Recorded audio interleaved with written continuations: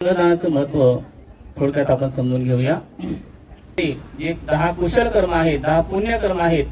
करुणेचे महासागर, महाकरुणी तथागत भगवान बुद्ध, त्या भगवंताचा हा सद्धम्म, या सद्धम्मावर आरूढ पूजनीय श्रावक संघ, हे तिन्ही रत्न जी भूतकाळामध्ये होऊन गेलेत, भविष्यामध्ये होतील आणि वर्तमानात आहेत, अशा तीनही बुद्ध धम्म संघ रत्नांना प्रथम त्रिवार वंदन.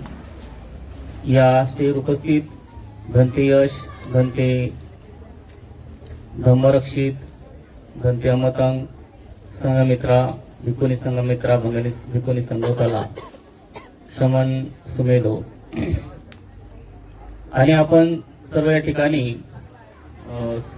महाबोधिसत्व गुणस्मरण आणि धर्मोपदेश या कार्यक्रमामध्ये सम्मिलित झालात. तुम्हा सर्वांच्या प्रती खूप खूप मंगलकामना, शुभेच्छा. तुम्हाला या निमित्ताने धम्म श्रवण करण्याचा हा वेळ उपलब्ध झाला, संधी उपलब्ध झाली. तेव्हा संगदानाचं महत्व थोडक्यात आपण समजून घेऊया. संगदानाचं खूप महत्व सांगितले गेलं आहे आणि त्यासाठी प्रथम मनुष्याला धम्म संस्कार म्हणजे संस्कारित करणे आणि त्यानुसार आचरण करणे हे जास्त महत्वाचं सांगितले गेलं आहे. आणि म्हणून प्रथम आपण बुद्धधम्म संस्कारानुसार आपल्याला कुशल कर्मावर संस्कारित करणे हे करण्याची गरज आहे आणि त्या अनुसारून आपण या ठिकाणी धम्मश्रवण करण्यासाठी उपस्थित झाला आहात. हे अनेक जन्माच्या पुण्याचा संचय असल्यामुळे मनुष्य त्या मार्गाने जात असतो. ज्याच्यामध्ये ज्या ज्या प्रकारचे गुण असतात त्या त्या प्रकारच्या गुणाच्या व्यक्तीसोबत त्याची संगती होते आणि त्याप्रमाणे सद्मार्गी चालणाऱ्या व्यक्ती हा सद्मार्गी मार्गाने चालणाऱ्या व्यक्तीच्या सोबतच संगती करते आणि त्याप्रमाणे आपले सद्गुण वाढवत असते. तर एकदा एक राजा, कपिय राजा, हा फक्त आणि फक्त भगवान बुद्धाच्या उत्पत्तीला जाणून त्यांच्या गुणाचं स्मरण करून केवळ श्रद्धेच्या बळावर भगवान बुद्धाला भेटण्यासाठी कुकुटवती नगरीवरून श्रावस्तीला जातो आणि जाताना त्यांना 3 नद्या क्रॉस करून जाव्या लागतात आणि पावसाळ्यामध्ये तिन्ही नद्या खूप भरलेल्या असतात, पाणी भरले असतात. परंतु अनेक जन्माचं पुण्याचं संचय असते आणि त्यामुळे ते बुद्ध गुणाचं स्मरण करतात, धम्मगुणाचं स्मरण करतात, संघगुणाचं स्मरण करतात आणि केवळ बुद्ध गुणाचं स्मरण करून बुद्धाने सती करून ते पहिली नदी पार करतात. दुसऱ्या नदीवर जातात तेव्हा धम्मगुणाचं स्मरण करतात, तिसऱ्या नदीवर जातात तेव्हा त्या संघगुणाचं स्मरण करतात आणि केवळ गुणाचं स्मरण करून त्यांची स्मृती परिपूर्ण जागृत होते आणि तशी त्यांना समाधी प्राप्त होते आणि त्या आधाराने ते त्या नदीतून प्रवास करतात आणि भगवान बुद्धाला जाऊन भेटतात. त्याचप्रमाणे जेव्हा भगवान बुद्ध त्यांना उपदेश करतात तेव्हा ते प्रथम श्रोतापर्ण बनतात. त्यानंतर त्या कपिल राजाची राणी, तिला जेव्हा कळते की कपिल राजा भगवान बुद्धाला भेटण्यासाठी गेला आहे तेव्हा ती सुद्धा 1000 स्त्रियांना सोबत घेऊन ती सुद्धा, तिचं नाव असते अनुजा, ती सुद्धा त्याच मार्गाने जाते आणि ती सुद्धा बुद्ध गुणाचं, धम्म गुणाचं, संघ गुणाचं स्मरण करूनच ती नदी पार करते आणि त्यानंतर ती भगवान बुद्धाच्या संपर्कात येते. तेव्हा भगवान बुद्ध त्या स्त्रियांना उपदेश करतात तेव्हा त्या सर्व स्त्रिया श्रोतापर्ण होतात आणि ते सर्व पुरुष प्रथम श्रोतापर्ण झाले असतात, त्यानंतर ते अरहत पदाला प्राप्त होतात. तर एखादा गृहस्थ जेव्हा अरहत पद प्राप्त करतो तेव्हा त्याच्या मागे फक्त 2 मार्ग असतात. एक तर त्यांना त्या दिवशी एकतर भिक्षू बनावं लागते, चिवर घ्यावं लागते, किंवा त्या दिवशी त्यांना मरण स्वीकारावं लागते. पण त्यांच्याकडे पुण्य असल्यामुळे, त्यांच्या पुण्य बलामुळे त्या 1000 पुरुषांना कपिल राजासह केवळ त्यांच्या पूर्वजांनी केलेल्या पुण्यक्रमामुळे त्यांना चिवर भिक्षापात्र, संघाटी सर्व साहित्य किंवा रिद्धी बलाने त्यांना प्राप्त होते आणि ते सर्व भिक्षू म्हणजे रिद्धी बलाने नंतर भिक्षू बनतात, भगवान त्यांना भिक्षू बनवतात. तर त्यांच्याकडे पुण्य होतं, पूर्वीचं पुण्य, आणि त्यामुळे हा अनेक जन्माचा पुण्याचा संचय असतो.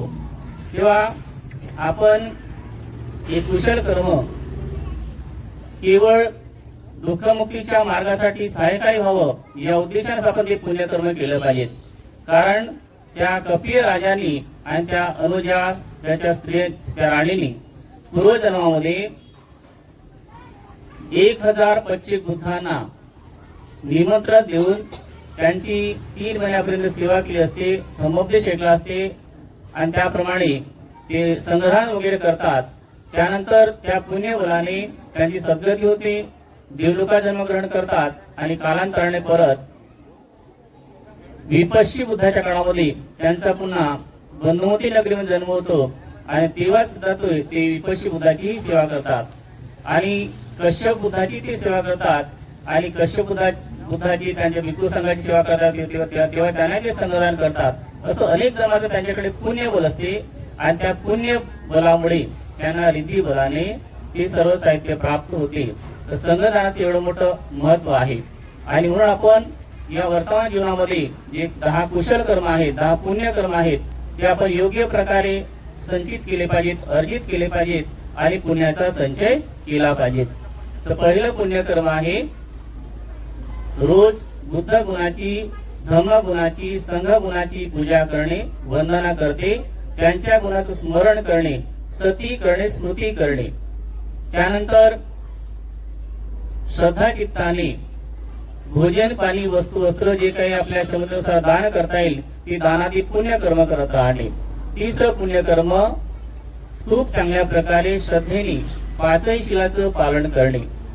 चौथं पुण्यकर्म वेळात वेळ काढून ध्यान करणे, भावना करणे, विपश्यना करणे, मैत्री भावना करणे. 5वं पुण्यकर्म एकामेकाला सन्मान करणे, आदरणीय व्यक्तीचा आदर करणे, पूज्य व्यक्तीची पूजा करणे, वंदनीय व्यक्तीला वंदन करणे. 6वं पुण्यकर्म सेवा धर्म, सेवेचंही पुण्य मनुष्याने संचित केलं पाहिजे, अर्जित केलं पाहिजे. 7वं पुण्यकर्म जे आपण पुण्य अर्जित करतो, संचित करतो, त्याचे वितरण करणे, त्याला वाटणे, त्याला पुण्य वितरण साधना म्हणतात. त्यानंतर 8वं पुण्यकर्म पतिदान आणि पत्तानुमोदन.